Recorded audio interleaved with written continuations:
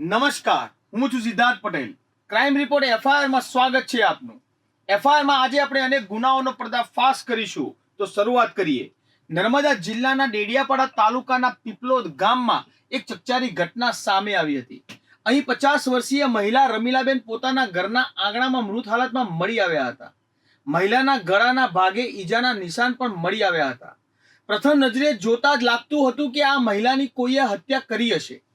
પોલીસે સ્થળ પર પહોંચી લાશનો કબજો મેળવી તપાસ શરૂ કરી હતી, જેમાં સામે આવ્યું કે આ મહિલાની હત્યા કરાઈ છે.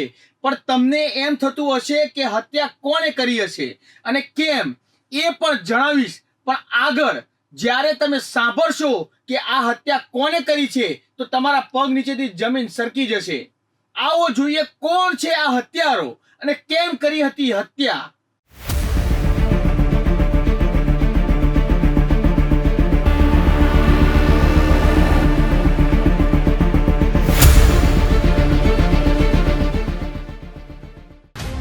નર્મદા જિલ્લાના પીપલોદ ગામનો હત્યાનો ભેદ ઉકેલાયો. 50 વર્ષીય મહિલા રમીલાબેનની ઘરના આંગણામાંથી મળ્યો હતો મૃતદેહ. મહિલાને ગળાના ભાગે તીક્ષ્ણ હથિયારના ઘા મારી કરાઈ હતી હત્યા. નર્મદા જિલ્લાના ડેડિયાપાડા તાલુકાના પીપલોદ ગામમાં એક 48 વર્ષીય મહિલા શંકાસ્પદ રીતે પોતાના ઘર આગળ આંગણામાં મરણ પામેલી હાલતમાં મળી આવતા સમગ્ર ગામમાં ચકચાર મચી ગઈ છે. મરણ જનાર મહિલાના ગળાના ભાગે ઈજાના નિશાન હોવાથી તેની હત્યા થઈ હોવાનું જણાઈ આવતું હતું, જેથી ડેડિયાપાડા પોલીસે અજાણ્યા ઇસમ વિરુદ્ધ ગુનો નોંધીને વધુ તપાસ શરૂ કરી હતી. મૃતક રમીલાબેનની પુત્રી પુષ્પા વસાવાએ આપેલ ફરિયાદ મુજબ ગત તારીખ 17 એપ્રિલના રોજ વહેલી સવારે તેમના ભાણિયા મહેશે ફોન કરીને કહ્યું હતું કે તમારી મમ્મી ઘરના આંગણામાં પડી છે, લાગે છે કંઈક થયું છે.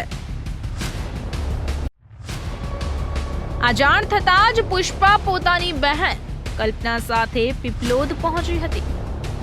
ત્યાં તેને તેની માતા રમીલાબેન ઘરના આંગણામાં નિસ્તેજ હાલતમાં પડેલી જોવા મળી હતી અને ગળા પર કાળા ધાબા જેવા ઈજાના નિશાન જોવા મળતા શક્ય છે કે કોઈએ ગળું દબાવીને હત્યા કરી હોય તેવું લાગી રહ્યું હતું.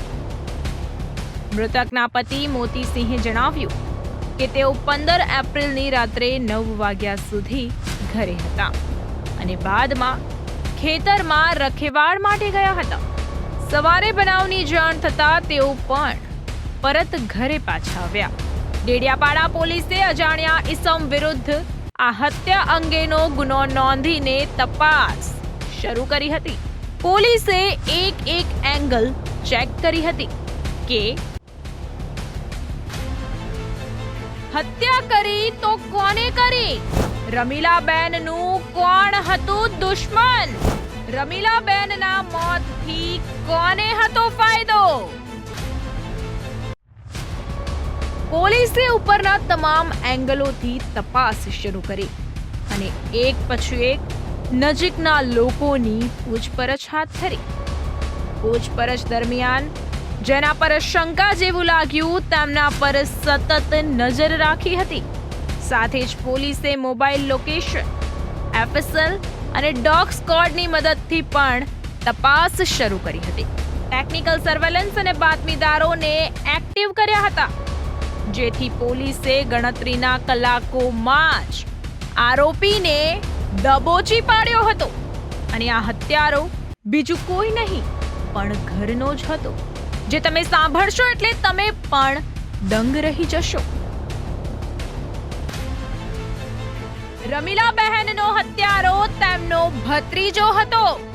મહેશ વસાવાએ જ તેની કાકીને ઉતારી હતી મોતને ઘાટ. ક્રૂર બનેલા મહેશે જ તીક્ષ્ણ હથિયારના ઘા મારી કરી હતી હત્યા. પોલીસે કેસ તો ગણતરીના કલાકોમાં જ ઉકેલી નાખ્યો હતો કે હત્યારો બીજો કોઈ નહીં પણ તેનો ભત્રીજો જ હતો. હવે તમે વિચારતા હશો કે શું દુશ્મની હતી કાકી સાથે? ભત્રીજાએ કેમ હત્યા કરી? આ સવાલો પોલીસના મનમાં પણ ઉઠી રહ્યા હતા. પરંતુ જ્યારે આરોપીની પોલીસે પૂછપરછ કરી ત્યારે સામે આવ્યું કે ભત્રીજાના મનમાં હવસની જાગી હતી ભૂખ. કાકીની એકલતાનો ઉઠાવવો હતો લાભ. કાકી તાબે નહીં થતા નિપજાવી કાઢી हत्या।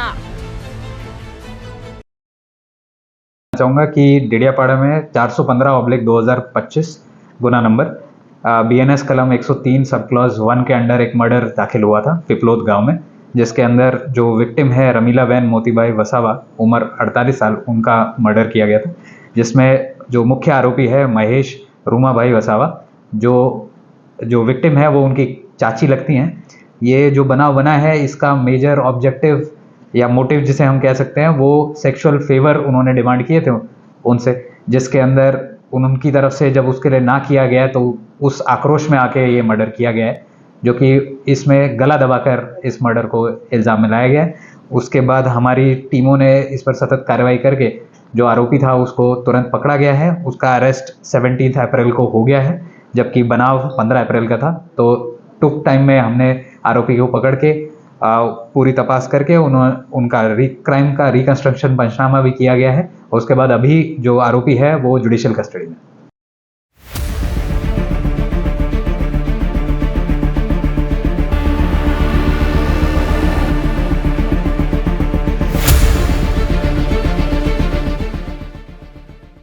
પવિત્ર સંબંધો તાર તાર કરી નાખ્યા. માતા સમાન કાકી પર જ નજર બગાડી અને મોતને ઘાટ ઉતારી નાખ્યા. પીજે પંડ્યાએ પીઆઈ તથા અન્ય ટીમોએ ગણતરીના કલાકોમાં જ આરોપીને દબોચી જેલ ભેગો કરી નાખ્યો છે. આ કિસ્સો સાંભળીને આપણા પર રૂવાટા ઊભા થઈ જાય છે, કેમ કે આ હત્યારો બહારનો કોઈ નહીં પણ ઘરનો જ હતો. જેણે દીકરા સમાન માન્યો તે જ નીકળ્યો હત્યારો. પોલીસે હાલ તો આખો કેસ ઉકેલી નરાધમ ભત્રીજાને જેલ ભેગો કરી નાખ્યો છે. માટે વિશ્વાસ જ્યાં કરો ત્યાં જોઈને અને વિચારીને કરજો, કેમ કે હવે સંબંધો પણ ક્યારે તાર તાર થઈ જાય છે તે કહેવું પણ મુશ્કેલ છે.